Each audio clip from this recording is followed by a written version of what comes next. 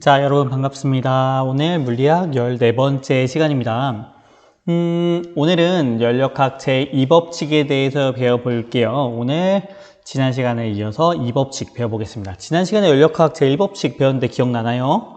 잠깐 복습하고 넘어갈게요. 우리 W 한 일은 Fs라고 했지만 연력학에서는 한 일은 어떻게 나타낸다고 했죠? P 델타 V 압력 곱하기 부피 변화량으로 나타낸다고 했고, 그리고 열과 내부 에너지 변화량, 그리고 한 일의 양의 관계, 이게 무슨 법칙이라고요? 이게 연력학 제1법칙이라고요. 이 법칙이라고 붙은 거는 절대 깨지지 않는 그 공식이랄까? 깨지지 않는 내용이라고 생각하면 돼요. 이 법칙이라고 하는 거는 어떠한 상황, 어떠한 우주, 어떠한 곳에서 어떠한 상황, 고체, 액체, 기체 상관없이 언제든지 깨지지 않는 그런 내용을 우리가 법칙이라고 합니다. 그러니까 굉장히 중요하고 이렇게 심플한 형태로 나오게 되는 거죠. 자, 오늘은 이 법칙, 제2법칙이고 이 법칙도 마찬가지로 이 법칙도 굉장히 그냥 근본적인 내용이에요. 뭐랄까, 그 개념을 이해하는 게 중요한 내용이에요. 이 법칙을 이용해서 문제를 풀고 이런 것도 중요하겠지만 그것보다도 이 법칙이란 게 뭘 의미하는지, 그리고 어떻게 해서 나오고 우리가 어떻게 적용시키면 될지, 이런 내용을 배워보는 시간이고, 자, 그래서 오늘은 여러분 문제풀이 따로 내지 않고, 오늘은 여러분이 선생님이 좀 영상을 좀 길게 찍을게요. 선생님이 여러분 좀 부담될 수 있겠지만 선생님이 천천히 여러분 차근차근 설명을 한번 해보도록 할게요.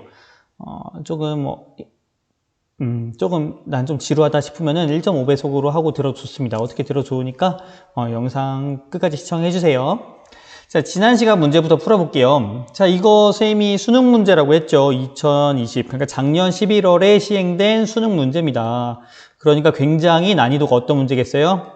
난이도가 높은 문제겠죠. 심지어 11번이에요. 11번이면은 그쵸, 중간 정도, 중난이도 정도, 수능 문제 중에서도 굉장히 어려웠을 텐데 여러분 잘 푼 친구도 있고 잘 안 풀어진 친구는 선생님하고 같이 풀어보면 되니까 너무 걱정하지 않아도 될 것 같습니다.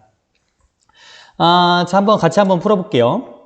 일단 A 상태가 있고, A 상태는 P0, V0, 그러니까 압력은 P0, 부피는 V0고, A 상태에서 B 상태가 되면은 B 상태는 EP0, B0, B가 아니죠. V0. 그리고 C 상태가 되면은, B에서 C가 되면은 압력이 줄어들면서 부피는 2배가 되는, 여기서는 압력이 2배가 되고, 여기서는 부피가 2배가 되고. 이런, 뭐랄까, 과정이죠. 이런 과정인데 이 과정에 대한 설명으로 옳은 것만 고르래요. 자, A, B 과정에서는 기체는 열을 흡수한다. 자, 이거 연력학 1법칙이란 걸 우리가 생각할 수 있겠죠. Q는 델타 U 플러스 W, 델타 U라고 하는 건 뭐죠? 내부 에너지. 내부 에너지는 뭐랑 관련이 있다고 했죠? 내부 에너지는 곧 절대 온도와 관련이 있다고 생각하면 되고, 이 W는 한 일은 어떻게 구한다고요? P 델타 V, 즉 뭐가 있어야 돼요? 부피 변화와 관련이 있다. 그리고 그래프에서는 이 아래 면적이 한 일이라고 했죠. 자, 봅시다. A에서 B 과정은 부피 변화가 있어요, 없어요? 부피 변화가 없죠. 부피 변화가 없으면은 델타 V가 0이고, U랑 V랑 헷갈리면 안 됩니다. 델타 V가 0이면은 W가 0이란 말이죠. P 델타 V가 0이니까. 그러니까 델타 U는 Q란 공식, 무슨 과정이죠? 등적 과정. 부피가 일정한 과정. 자, 근데 압력이 증가했어요. P0가 2P0가 됐습니다. 자, 압력이 2배가 됐다는 말은 무슨 말이에요? 우리 압력밥솥 생각하면 됩니다. 온도가 올라갔다는 내용이죠. 온도가 올라갔다는 내용이고, 온도가 올라가기 위해서는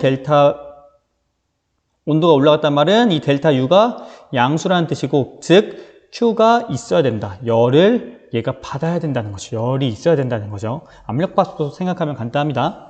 자, BC 과정은 기체는 외부에 일을 한다. 자, 부피가 증가했죠? 1 했어요? 받았어요? 1 했죠. 1 했습니다. W가 양수입니다. 자, 기체 내부 에너지는 C에서가 A에서보다 크다. 자, C에서와 A에서를 비교하라는 건데, 자, 여기서 일단 B랑 C랑 온도는 어떨까요? B랑 C랑 온도.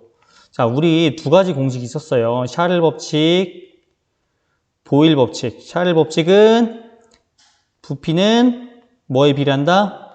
절대 온도 T에 비례한다. 보일 법칙에선 부피는 압력에 반비례한다. 사실 이 두 개를 합치면은 보일샤를 법칙이라고 하는데, 보일샤를 법칙으로 사실 기억하는 게 더 좋아요. 어떻게 기억하냐? V는 P분의 T에 비례한다. 즉, 식을 공식하면 PV는 T에 비례하고 온도가 일정하다면 PV는 일정하다. 즉, 여기서 PV, B에서는 이 P대로 V대로고 C에서는 이 P대로 V대로죠. 즉 무슨 말이냐? B하고 C하고 온도가 어떻다?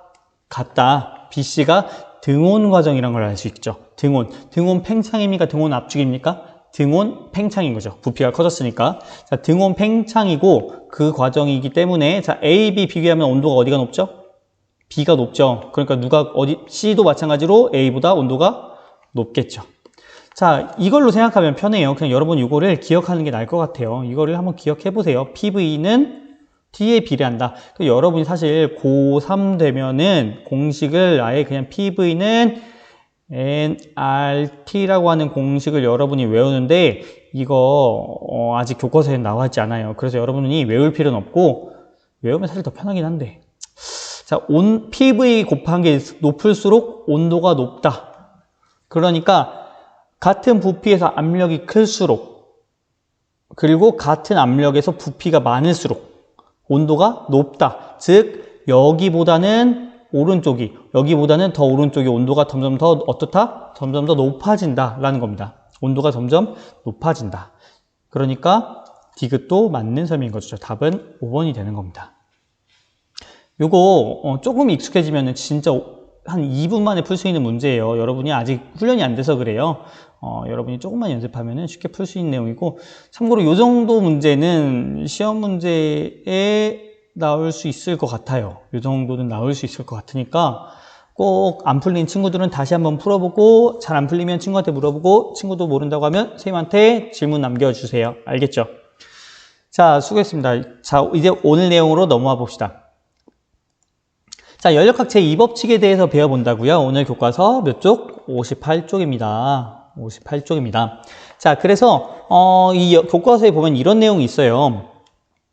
자, 해수에너지 선박 투자자 모집이라고 해서 해수에너지를 이용해서 굳이 연료를 넣지 않아도 가는 배를 자기가 만들었다라는 겁니다. 연료 없이 가는 배를 내가 만들었다라고 투자를 모집하는 사람이 있습니다. 무슨 말이냐? 우리가 배가 가려면 뭐가 있어야 돼요? 결국 기름이 있어야 됩니다. 기름을 넣어줘야 되는데 기름이 없어도 이 바닷물이 이 바닷물에 열기가 있을 거 아니에요. 이 바닷물이 뭐 적어도 한 15도씨 정도는 될 거 아니에요.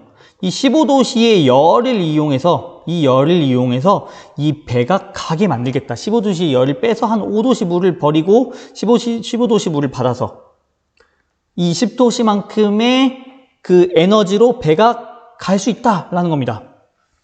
그렇게 해서 투자를 모았어요. 이 내용이 아래 내용이 그겁니다. 앞쪽에 물을 빨아들여 열을 빼앗아 엔진을 작동시키고 차가워진 물을 뒤로 내보내는 방식으로 작동한다. 자, 이런 아이디어를 한 사람들이 사실 꽤 많습니다. 역사적으로도 많고 지금도 있어요. 자, 그래서 어떤 것들이 많이 나오냐? 이런 모형들이 많이 나와요. 이런 걸 보고 우리가 연구 엔진 혹은 연구기관 혹은 무한동력 다 비슷한 말입니다. 그러니까 인류 모두가 꿈꿔온 내용이죠. 우리 인류가 모두 꿈꿔온 내용이죠. 왜냐면은 이렇게 내가 추가로 연료를 넣어주지 않아도 이 기술적인 방법으로 혹은 과학적인 방법으로 영원히 일을 한다는 거는 힘과 이동거리가 존재하는 차가 앞으로 가고 배가 앞으로 가고 비행기가 날고 이런 것들이 자연스럽게 이 에너지 투입이 없어도 이런 게 일어나지 않을까, 이런 게 있지 않을까, 이런 기관이. 자, 그래서 하나의 여러 아이디어가 되게 많아요. 찾아보면 여러분이 연구기관, 연구엔진 찾아보면은 진짜 엄청 많습니다. 수없이 많은 기술자들, 과학자들이 이걸 만들기 위해 노력을 해왔고, 자, 이거 원리를 한번 선생님이 한번 설명을 해볼게요. 자, 여기 아래 물이 있는데 처음에는 좀 억지로 좀 올려줘야 돼요. 처음에 여기다 물 좀만 넣어줘요. 여기다 물을 넣습니다. 물을 넣습니다. 그럼 이 물이 어떻게 되냐? 낮은 곳으로 내려가는데 내려가면서 이 수차를 돌립니다. 물레방아처럼. 그리고 또 얘가 또 떨어지면서 또 수차를 돌려요. 그럼 수차가 돌아가면서 이 스크류가 돌아가면서 여기로 물이 어떻게 돼요? 물이 올라갑니다. 그럼 물이 올라가면 또 어떻게 돼요? 물이 또 떨어지고 또 떨어지면서 수차를 돌리고 수차가 스크류를 돌리고 스크류가 물을 끌어올리고 이런 비슷한 원리 이렇게 하면은 영원히 얘가 굳이 우리가 에너지를 주지 않아도 영원히 돌아갈 것이다 라는 아이디어죠.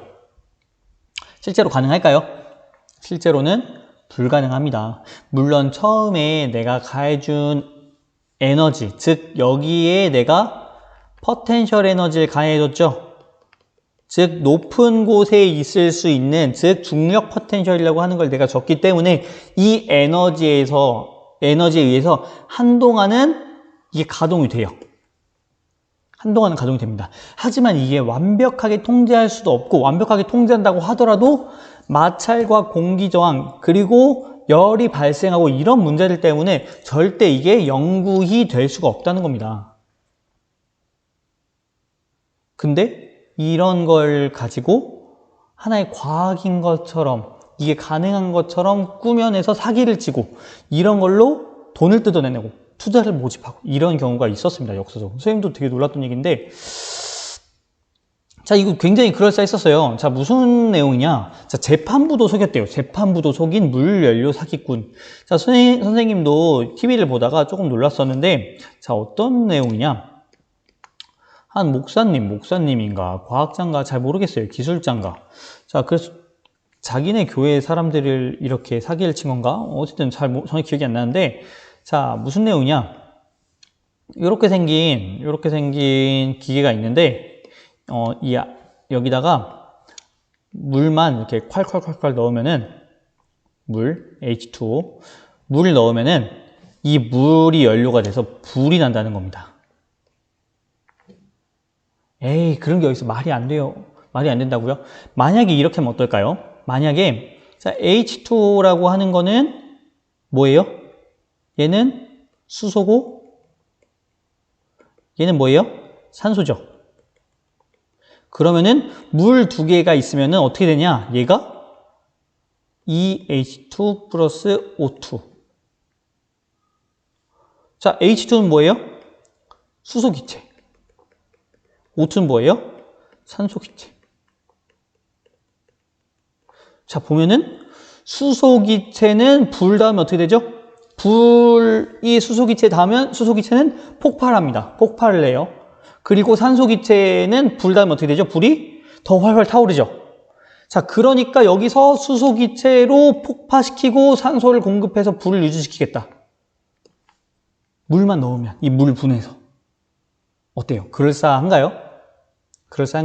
그래서 요렇게 이 기계를 발명했다고 해서 600여 명에게 투자비 32억 원을 챙겨서, 그러니까 한 사람당 얼마 정도 투자를 한 거예요? 한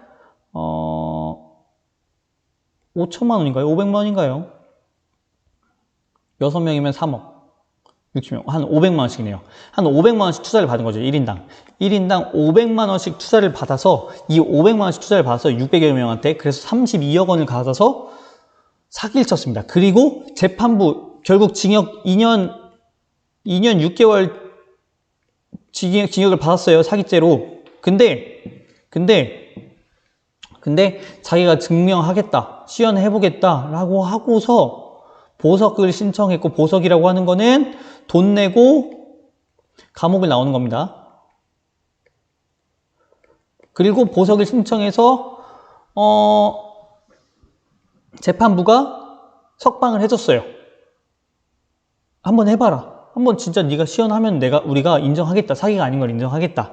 근데 시연회를 했지만 기계는 결국 작동하지 않았고, 최 씨는 준비가 부족했다. 더 자기가 준비를 할 시간을 달라라고 했고, 재판부, 그 당시 판사를 포함한 재판부는 사흘 동안, 3일 동안 오케이, 3일 동안 더 준비해봐라 라고 유보했는데 이 사람 어떻게 됐어요?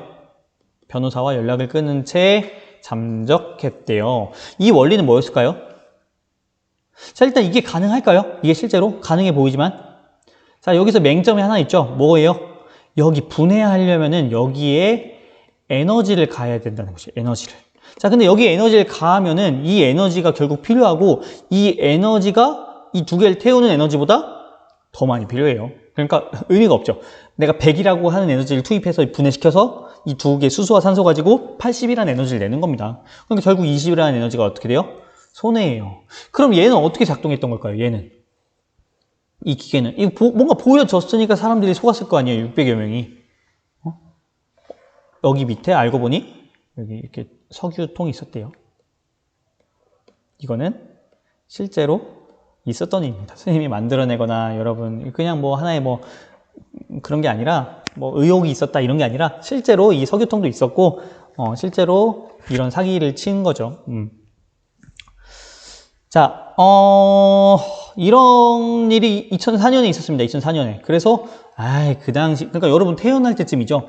이 당시니까 사람들이 잘 모르고 당했나 보다 생각할 수 있잖아요. 근데 요즘에도 이런 일이 있습니다. 자, 이분께서는 연구 동력을 만들었다. 서울 물레동의 발명가래요. 아마 뉴스 검색하면은 되게 많이 나올 거예요. 그래서 무한동력 비슷한 겁니다. 요거처럼 무한동력을 만들었다. 무한히 작동한다. 그래서 시연까지 했습니다. 공장에서. 그래서 내가 만든 게 무한동력 연구기관이다. 그래서 자기는 1의 연료를 투입해서 그 이상의 에너지를 만들어낼 수 있다. 그러니까 연료를 100만큼 투입하면은 여기서 나오는 거는 150 이상이 나온다는 겁니다. 자, 오늘 배울 내용과 관련이 있는데, 결국 요거 2014년에 나왔잖아요. 그래서 이런 일이 계속해서 일어나고 있대요. 자기가 무한동력을 만들었고, 이거 특허권을 인정해달라. 특허 인정될까요? 안 될까요? 지금까지 한 건도 된 적이 없습니다. 특허 인정이. 당연히 안 되죠. 왜냐면 불가능하니까. 우리가 연력학 법칙 제1법칙에 의하면 Q는 델타 U 플러스 W, 즉 W가 있기 위해선 뭐가 어떻게 된다고요? W가 양수려면은 열을 공급해 주거나 내부 에너지가 감소하거나 둘 중에 하나인데 이 둘 다 없이 1만 한다? 이거는 불가능한 거죠. 그러니까 실제로 우리 과학적으로 불가능한 건데 물론 미래의 시간이 많이 지나서 뭔가가 선생님도 잘 모르는 뭔가가 밝혀지면 뭔가 될 수도 있어요. 하지만 아직까지는 만들어지지 못했다라는 거고 이게 그래서 1경 5천도의 가치다. 왜냐하면 에너지를 계속해서 만들어내기 때문에 마르지 않는 샘물과 같다. 이런 표현을 하시면서 이렇게 자기 얼굴까지 공개를 하면서 이렇게 하셨는데 결국 아직도 실제로 과학적으로 인정받은 거 없습니다. 이게 2014년. 그러면은 최근에 없을까요? 최근에 똑같은 내용 있죠. 중국에서 물로 500km를 주행한다. 그 중국 업체가 주장했고 이거 시끌시끌하다. 자, 이 업체, 이런 얘기가 나오면은 항상 그래요. 이 업체의 사람들이 어떻게 해요? 투자를 하고 그리고 이 업체 주식을 사고 그리고 이 업체에 대한 얘기거리가 돌고 근데 가능할까요? 많은 똑똑한 네티즌들 많습니다. 못 믿어 라고 했습니다. 그래서 여기서 아래 보면은 잘 안 보이는데 자, 칭렌 자동차의 CEO가 자사에서 개발한 수소 엔진 차의 원리 결국 수소라고 하는 거 여기 선생님이 간단히 얘기해 주자면 알루미늄 판에다가 알루미늄에다가 물을 넣으면은 물을 뿌리면은 여기서 수소가 발생한대요. 가능할 수는 있습니다. 아주 불가능한 건 아니에요. 근데 이게 사실은 그렇게 쉬웠으면 이미 개발이 됐겠죠, 사실. 그리고 자, 이 알루미늄이라고 하는 게 단지 수소를 이렇게 쉽게 물론 그런 건 가능합니다. 알루미늄의 촉매 작용에 의해서 물이 수소와 산소로 나뉘고 이 수소와 산소를 이용해서 전기차가 간다라는 게 이 업체 작년 5월이죠. 작년 5월에 나온 얘기인데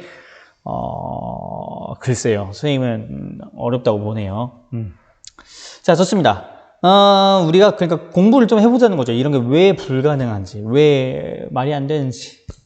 좋습니다. 한번 봅시다. 교과서를 한번 봅시다. 자, 우선 이 단어부터 여러분이 배워봐야 될 것 같아요. 가역현상과 비가역현상. 자, 가역현상. 우리 일상에서는 많이 쓰지 않는 단어라서 여러분이 어색할 수도 있는데, 가능하다. 뭐가? 역과정이. 그래서 가역이라고 생각하면 될 것 같아요. 자, 무슨 말이냐? 우리가 시소를 탑니다. 그네죠, 그네. 그네를 탑니다. 우리가 그네를 타는데,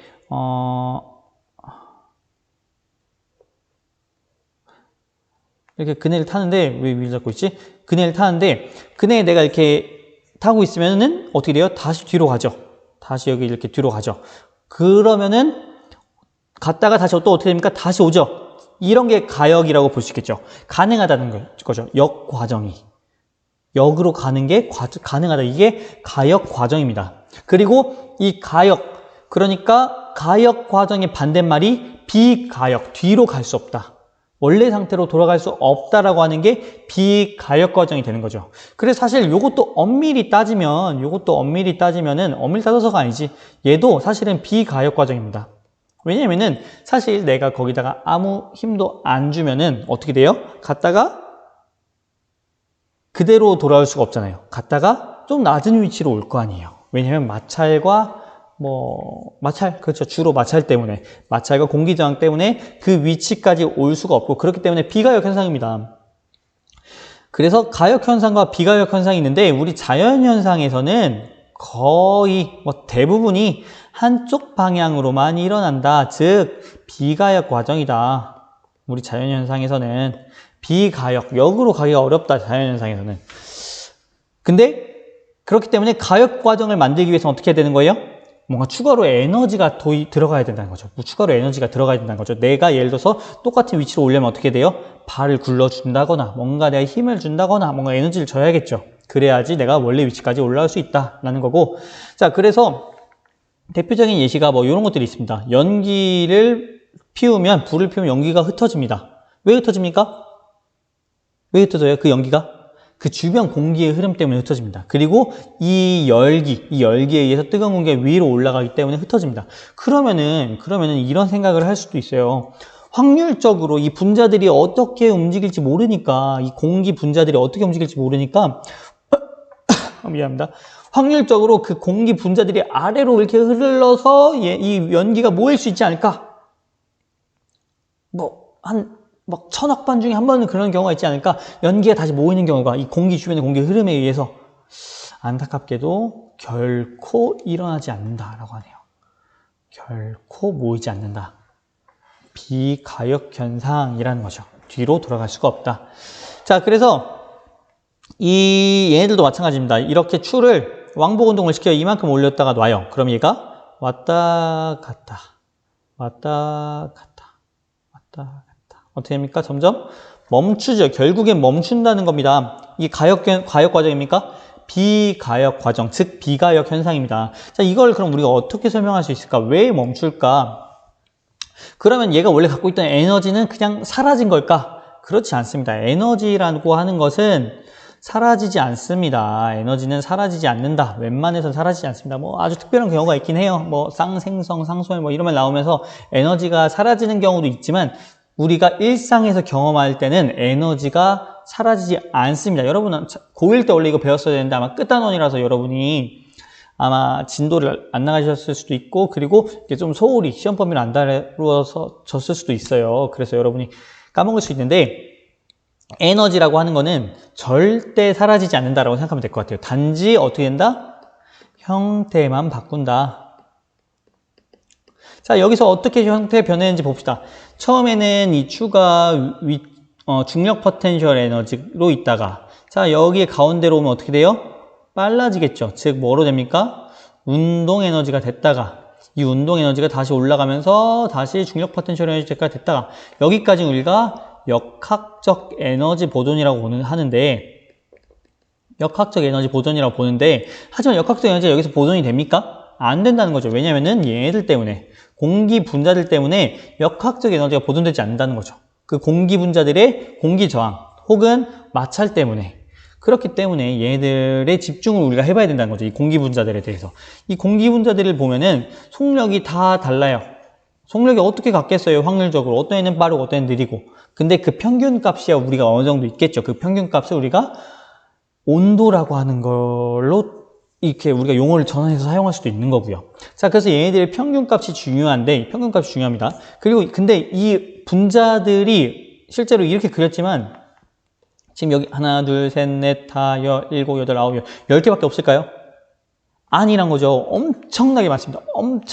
엄청나게 많다는 거는 우리가 공기 22.4리터 속에는 분자가 몇 개 있죠? 보통 1기압에서 6.02 곱하기 10의 23제곱개만큼 있습니다. 이거 아직 안 배웠나? 여러분 화학 시간에 안 배웠나요? 이걸 보고 1몰이라고 하는데요. 6.02 곱하기 10의 23제곱개라고 하는 거는 1, 2, 셋, 넷, 다, 일곱, 여덟, 아홉, 열나, 열둘, 열셋, 열네, 열다, 열여, 열고, 여덟, 열아홉, 스물, 스물하나, 스물둘, 23개가 있다는 겁니다. 이거 몇 개라고 해야 돼요? 1, 10, 100, 1000만, 10만, 100만, 1000만, 억, 10억, 100억, 1000억, 조, 10조, 100조, 1000조, 경, 10경, 100경, 1000경, 해인가요? 해. 그냥 뭐라고 읽어야 되지? 자, 어쨌든 이렇게 많은 분자들이 존재한다는 거죠. 우리 주변에도 여기도 다 분자야. 엄청 많아. 근데 우리 눈에 보여요, 안 보여요? 안 보이죠. 너무 작으니까 우리 눈에 보이지 않는데 얘네들이 계속해서 끊임없이 운동을 하고 있다는 거죠. 어떻게 할 수 있냐? 연기를 피워보세요. 그럼 연기가 위로 올라가는데 그냥 올라가냐? 흔들흔들 올라가죠. 주변의 분자들이 때려서 그래요. 그래서 얘가 퍼집니다. 이렇게 퍼지면서 흔들흔들 올라가는데 주변의 분자들이 운동하고 있다는 증거겠죠, 그게. 그래서 이 분자들이 어떻게 되냐? 이 추가 가면서 얘가 쭉 가면서 분자가 콩 맞아요. 얘가 맞아. 얘도 올라가면서 또 얘가 맞아. 이게 공기 저항입니다. 분자들을 때리는 거. 그럼 맞은 분자들은 어떻게 될까요? 속력이 빨라집니다. 그만큼 운동 에너지를 얻게 돼요. 여기 공기 분자들은 운동 에너지를 얻게 되고 이 운동 에너지, 분자의 운동 에너지라고 하는 거는 우리가 곧 이걸 보고 기체의 내부 에너지라고 하는 거죠. 기체 내부 에너지가 증가한다는 거죠. 즉, 이 내부 에너지라는 거는 또 뭐라고 할 수 있냐? 이게 곧 절대 온도라고 할 수 있겠죠. 무슨 말이냐? 이 추가 왕복 운동을 하다가 멈추는 현상에 의해서 이 기체 분자들이 에너지를 얻었고, 운동 에너지를 얻었고, 그 운동 에너지라고 하는 거는 기체 내부 에너지, 이 기체들의 내부 에너지가 되고, 기체들의 내부 에너지는 곧 온도라고 한다. 즉, 이 나는 만약에 이 안에가 완전히 밀폐되어 있다면, 이 안의 온도는 어떻게 되겠어요? 온도는 오른쪽이 높겠죠. 왜냐면은 왼쪽에 이 운동 에너지가 형태를 바꿔서 얘네들의 운동 에너지, 즉 내부 에너지가 되었고, 내부 에너지가 증가했다는 말은 절대 온도가 늘었다라는 말이죠. 근데 실제로 얘네들이 이렇게 하나하나 부딪히는 개념이 아니에요. 왜냐면 너무 많으니까 결국 확률이에요, 확률. 하나 부딪혔다고 확 느려지고, 2개 부딪혔다고 확 느려지고, 이게 아니라 수천만 개가 동시에 부딪힙니다. 동시에 부딪히면서 얘네들이 탁탁탁 부딪히면서 운동에너지가 전환되고, 걔네들이 또 옆에 있는 애를 또 때리고, 이런 카오스, 복잡한 과정을 통해서, 무작위 과정을 통해서 얘네들이 에너지의 형태가 변화가 되는 거죠. 즉, 여기서는 처음에는 중력 포텐셜 에너지였다가 운동 에너지, 다시 중력 포텐셜 에너지로 전환되는 과정에서 그 여분의 에너지, 공기 분자와 부딪히는, 즉, 공기 저항에 의해서 그 에너지가 열 에너지로 전환이 됐다고 볼 수가 있는 거죠. 열 에너지로. 이렇게 형태가 변화한다. 근데 이렇게 생각할 수 있어요. 그럼 선생님, 그러면은 확률적으로 얘네가 운동을 한다면서요. 얘네가 운동을 하니까 확률적으로 얘네가 여기서 이렇게 막 가는 애들이 순간적으로 많아져요. 그 얘를 추를 갑자기 때려. 그 추가 이렇게 왼쪽으로 이렇게 운동을 하는 경우는 없어요, 혹시? 이 추가 이쪽으로 갑자기 움직이고, 갑자기 근데 갔다가 내려올 때쯤에 또 여기 있던 애들이 또 갑자기 때려. 확률적으로 이럴 수 있지 않아요? 이게 우리 자연현상에서는 결코 일어날 수가 없다는 거죠. 왜냐면 너무 많기 때문에, 너무 많고 얘들 너무 다 제각각이고 그렇기 때문에 확률적으로 그러기가 어렵다라는 거죠. 좀 이따 다시 얘기해 볼게요. 그러다 보니까 요 아래에도 똑같은 현상이라 합니다. 자, 고온부와 저온부가 있어요. 자, 어떻게 보면은 여러분 뭐랑 얘기할 수 있을까? 우리 이렇게 핸드폰 밖에 놔뒀다가 핸드폰을 만지면은 핸드폰이 뜨겁거나 차갑거나 해요. 핸드폰이 뜨겁다면 핸드폰이 고온부가 된 거고, 핸드폰이 차갑다면 내 손이 고온부가 됐겠죠. 그리고 얘네들의 이 온도 차이가 결국 이 온도 차이가 점차 줄어든다는 거죠. 내가 핸드폰 계속 꾹 잡고 있어 보세요. 그러면은 어떻게 돼요? 내 손, 만약에 핸드폰이 차갑다면은 내 손은 시원해지고 핸드폰은 따뜻해지고, 핸드폰이 뜨겁다면 내 손이 따뜻해지고 핸드폰은 시원해지고, 이렇게 열의 이동이 일어나는데 이것도 위와 똑같이 생각할 수가 있다는 거죠. 이걸로 할 수가 있나? 얘도 위랑 똑같이 생각할 수가 있다는 겁니다. 위랑 똑같이 생각을 할 수 있다. 즉 무작위성 워낙 많으니까 여기도 마찬가지입니다. 이렇게 분자들이 너무나 많은데 여기 있는 애들은 평균적으로 이렇게 빠른 애들이고 여기 있는 애들은 평균적으로 느린 애들입니다. 그러다 보니까 이렇게 빠르고 느리고가 온도라는 걸로 나타나게 되는데, 이 온도라고 하는 게 이 분자의 운동이 확률적으로 오른쪽의 방향으로, 즉 열이 이동하게 된다는 거죠. 열이. 그러니까 결국 어떻게 돼요? 열평의 상태가 된다는 겁니다. 이렇게 생각할 수 있어요. 선생님, 그러면은 확률적으로, 이것도 또 확률적으로 고온부와 저온부의 애들이 이렇게 모일 수가 있지 않아요? 뜨거운 애들이 이쪽, 차가운 애들이 이쪽에 모일 수 있잖아요? 그 말은 곧 무슨 말이냐? 그 말은 곧 지금 우리 이 공기 중에서 우리 방에서 이 안에서 확률적으로 이렇게 빠른 애들이 한쪽에 모여서 여기는 갑자기 막 뜨거워져요. 여기 손 넣으니까 막 여기 막 손이 탈 것 같아. 이렇게 될 수가 있냐? 이렇게 될 수가 없다는 겁니다. 이렇게 확률이라고 하는 게 자연에서는 그렇게 호락호락하지가 않고, 그래서 애당초 우리가 이렇게 얘기합니다. 결코 일어날 수 없다. 결코 일어나지 않는다. 이걸 보고 우리가 연력학 제2법칙이라고 합니다. 연력학 제2법칙이라고 합니다. 연력학 제2법칙. 즉,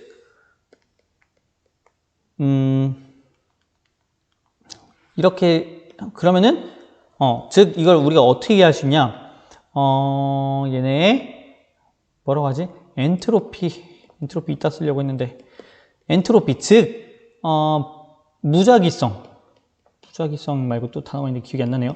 이 불확실성 혹은 무작위성, 얘네가 이 정리되어 있는 방향에서 무조건 자연은 정리가 안 된 방향, 퍼지는 방향으로밖에 갈 수가 없다는 거죠. 이게 연력학 2법칙이고, 이걸 수학적으로도 한번 생각을 해볼 수가 있습니다. 수학적으로. 자, 여기 주고 수학적으로 한번 얘기해 봅시다. 이거 좀 이따 얘기할게요.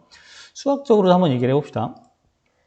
자, 예를 들어서 기체 분자가 4개밖에 없다고 가정을 해봅시다. 4개. 딱 4개밖에 없습니다. 4개일 수는 없어요. 근데 4개일 수는 없지만 4개밖에 없다고 가정을 해볼게요. 그리고 각각 이름을 A, B, C, D라고 명칭을 한번 붙여봅시다. 그리고 이렇게 칸막이가 있다가 칸막이를 열어줬어요. 칸막이를 열어주면은 얘네가 어떻게 되겠어요? 얘네가 자기들끼리 움직이다가 오른쪽도 갔다 왼쪽도 갔다 하겠죠. 그러다가 내가 여길 다시 딱 막는 순간 왼쪽에 있을 확률이 몇 개가 있을 확률이 높고 오른쪽에도 몇 개가 있을 확률이 높을까? 이거 수학적으로 한번 해봅시다.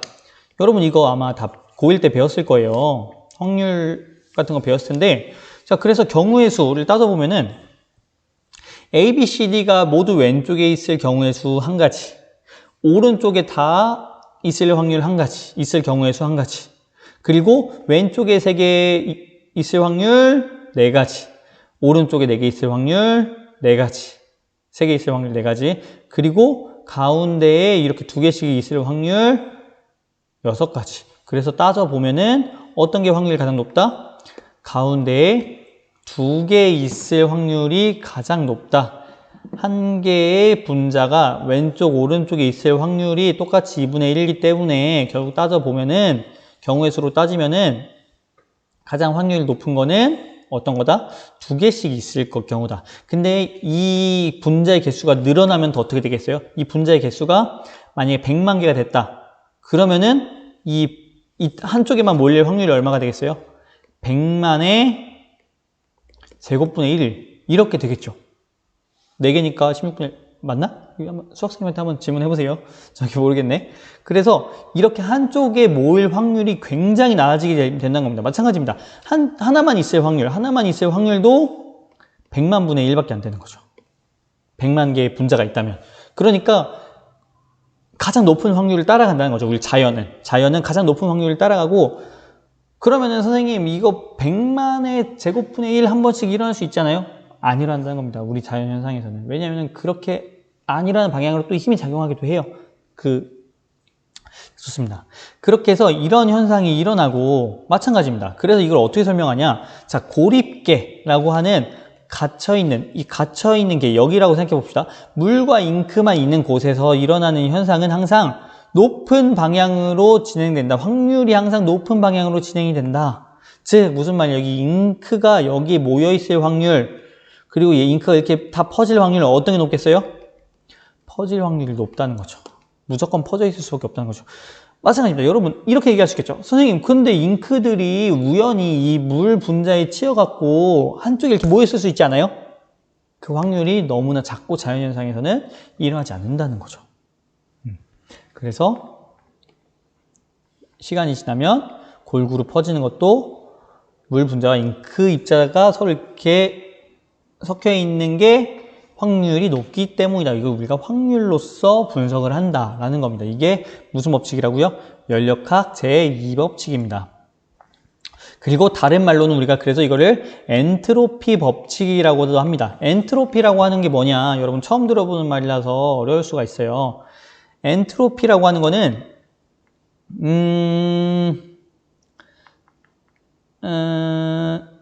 자, 엔트로피라고 하는 거는 경우의 수와 관련된 물리량으로 경우의 수가 클수록 엔트로피도 크다라고 얘기합니다. 얘네가 이게 모여 있는 경우는 엔트로피가 낮은 경우고, 얘네가 이렇게 퍼지는 경우는 엔트로피가 높아졌다라고 얘기를 합니다. 퍼져 있는 경우가 엔트로피가 높아졌다. 그러니까 엔트로피는 그렇게 생각합시다. 정리가 안 된 정도? 뭐라 표현을 하는데, 정리가 안 된 정도. 자, 좋습니다. 어쨌든. 자, 생각나는 친구들은 댓글로 달아주세요. 선생님 기억이 안 나네, 지금. 자, 그래서 이 정리가 안 된 정도가 점차 높아지는 방향으로 일어난다는 거죠. 이게 연력학 2법칙이라는 거죠. 그래서 엔트로피 법칙이라고도 합니다. 이거는 사실,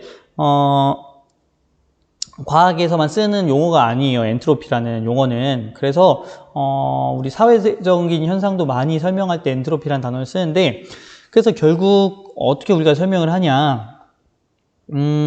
방 한쪽 구석에 놓인 향수 분자는 방 전체에 골고루 퍼지게 된다. 시간이 지나면. 물론 시간이 걸리는 정도는 달라요. 이 분자가 얼마나 작냐, 얼마나 빠르냐. 온도가 높으면 상대적으로 이게 더 빨리 퍼지긴 해요. 근데 다 떠나서 시간이 충분히 지나면 결국 골고루 퍼질 수밖에 없다는 거죠. 이것은 향수 분자가 한쪽에 모여 있는 상태보다 방 전체에 골고루 퍼진 상태의 경우의 수가 더 크고 엔트로피도 크기 때문이다. 엔트로피가 커지는 방향으로 물리현상이 일어난다.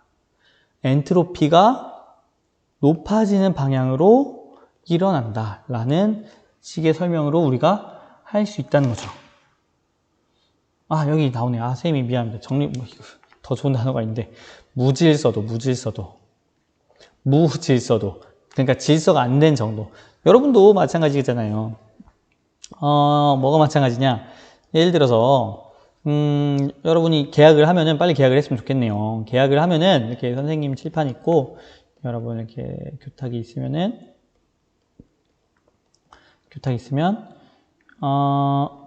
여러분 처음에 학교 오면 어떻게 돼 있죠? 책상과 의자가 잘 정돈이 돼 있죠?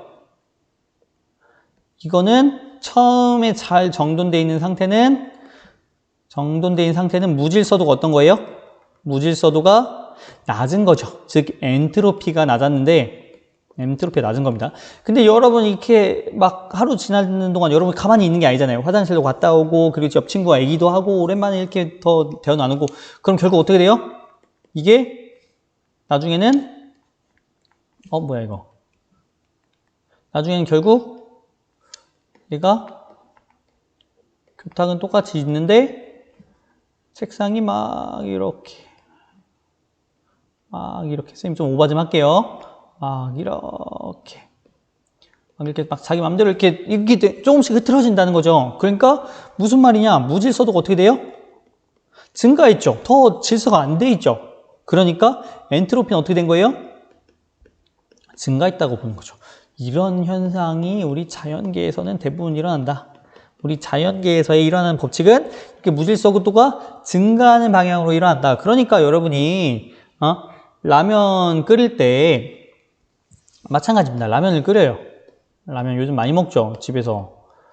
안 좋은데 라면 많이 먹죠. 라면에다가 스프를 이렇게 톡톡톡톡 털어넣어요. 스프를 털어넣어요. 그러고 여러분 스프를 이렇게 막 저어줍니까? 젓가락으로? 굳이 안 저어주죠. 어떻게 해요? 그냥 물만 끓여 놓으면 온도가 높아지면 분자운동이 활발해지고 분자운동이 활발해지면 얘네가 어차피 엔트로피 제2법칙 연력학 제2법칙 엔트로피 법칙에 의해서 무질서도가 증가하겠지라고 생각하잖아요. 여러분. 그래서 온도가 높아지면 얘네가 결국 더 활발하게 분자운동하면서 자연스럽게 섞이겠구나. 여러분 생각하고 안 저어주잖아요. 굳이. 맞죠? 좋습니다. 그러니까 얘네가 결국 다 퍼져서 나중에 면을 넣을 때쯤 되면 어떻게 돼요? 스프부터 넣죠. 스프부터. 면을 넣을 때가 되면은 얘네가 자연스럽게 라면 국물이 잘 골고루 되어 있다. 한쪽에만 뭉쳐 있지 않고. 물론 이렇게 엔트로피가 잘 증가하지 않는 경우도 있어요. 언제냐? 뭐 된장찌개 끓일 때. 여러분 된장찌개 끓여봤죠? 된장이 너무 뭉쳐 있으면은 잘 안 풀려요. 이때는 억지로 풀어줘야겠죠. 근데 그때도 마찬가지예요. 내가 그걸 억지로 풀어주려고 막 하면은 얘네가 풀려서 결국 골고루 된장이 풀리잖아요. 내가 막 했을 때 얘네가 어떤 우연히 확률에 의해서 이렇게 된장이 다시 뭉치는 일이 있어요? 없어요? 없다는 거죠. 왜냐면은 골고루 퍼지는 게 확률이 높고 엔트로피가 높은 상태니까 골고루 퍼지려고 한다라는 겁니다. 자, 오늘 연력학 제2법칙 그리고 엔트로피 법칙 똑같은 겁니다. 그거에 대해서 얘기했고 연구기관 믿으면 된다고요? 안 된다고요? 안 된다고. 여러분의 귀중한 돈과 재산, 시간을 이런 데 투자하면 안 됩니다. 이렇게 오늘 수업은 여기까지 할게요. 오늘은 따로 문제는 제시하지 않을게요. 시간이 너무 길어졌네요. 오늘 수고했고 다음 시간에 이 엔트로피 2법칙 그리고 계속 섞이네요. 연력학 제2법칙, 즉 엔트로피 법칙에 의해서 어떤 우리가 열기관을 만들어내는지 효율을 얼마큼 높일 수 있을지 뭐 그런 것들에 대해서 다음 시간에 얘기하고 다음 시간에는 문제로 한번 풀어볼게요. 문제로.